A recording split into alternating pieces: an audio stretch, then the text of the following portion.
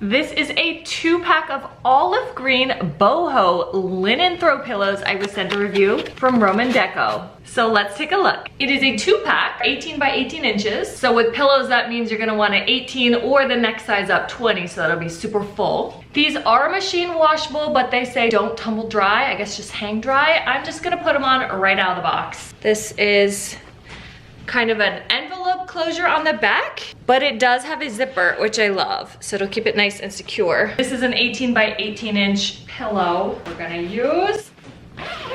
Here you can see what it'll look like in a fluffy 18 by 18. It's a really interesting texture, kind of like a natural feel. It's made of 80% Ramie and 20% cotton. I love this fringe detail all around it, so fun. This is the olive green. It's really nice and neutral. It's gonna go with a ton of different colors as an accent pillow. As a comparison, now I'm gonna try 2 super thin 20-inch pillows and we'll see how that looks.